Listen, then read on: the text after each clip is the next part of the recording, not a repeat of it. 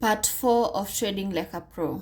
So we'll just continue with the topic of liquidity, and today I'll just take you through on how to identify liquidity correctly. First, let me say that liquidity is a very, very broad topic. We cannot complete it even after several lessons, but I'll try to summarize in this video. And as always, I'll make this topic as simple as possible for you so that you can use it in your future research and your future learning. So let's get started. So personally, I would define liquidity as the ease of buying and selling an asset quickly. It is normally ideal for an asset to be easily converted into cash without the market price being affected, and the price should be stable. Liquidity, therefore, is a measure of how many buyers and sellers are present and whether transactions can take place. And given the example I gave you last time of Isili and CBD, you can now relate to what I had taught you earlier. That is on the previous video before this, for anyone who maybe have not come across that video. So a liquid market is generally less risky, and that is good because it shows that there's always someone willing to take the other side of a position. That is, if you are a buyer, there's always a seller, and if you're a seller, there's always a buyer. Please note that closing and opening positions quickly is very, very important. Therefore, a lot of buyers are normally attracted to a liquid market. Therefore, in a liquid market, sellers can quickly find buyers without having to reduce their prices to make it more attractive. And on the other hand, buyers won't have to raise their prices to get the assets they want, and therefore meaning they can buy that asset at a discount. So I know a lot of you may have interacted with the terms premium and discount, especially the ICT guys.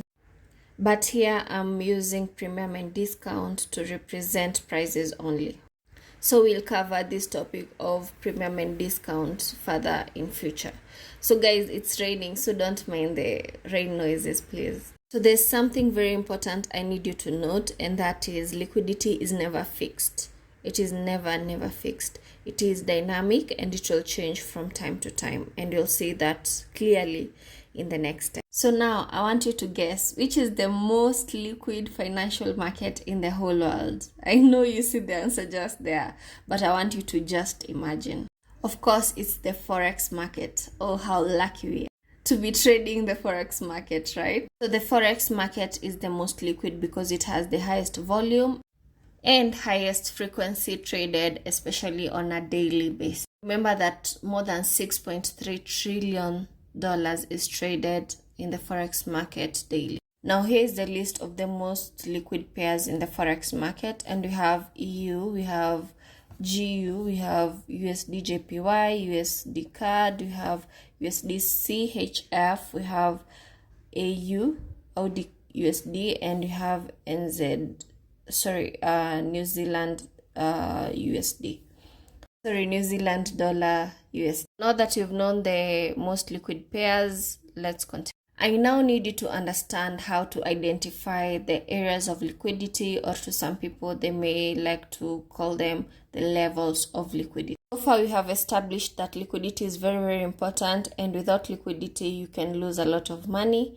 But if you can correctly identify liquidity, you can make a lot of money as well. So I have a hack for you. To correctly identify liquidity, always look left. With every analysis, I like to say, always start your analysis by looking left. Same case here, always look left. We'll simplify this whole process into two main methods, which will also bring about the two main types of liquidity. And the first type of liquidity is support and resistance liquidity, which is brought about by the normal support and resistance levels.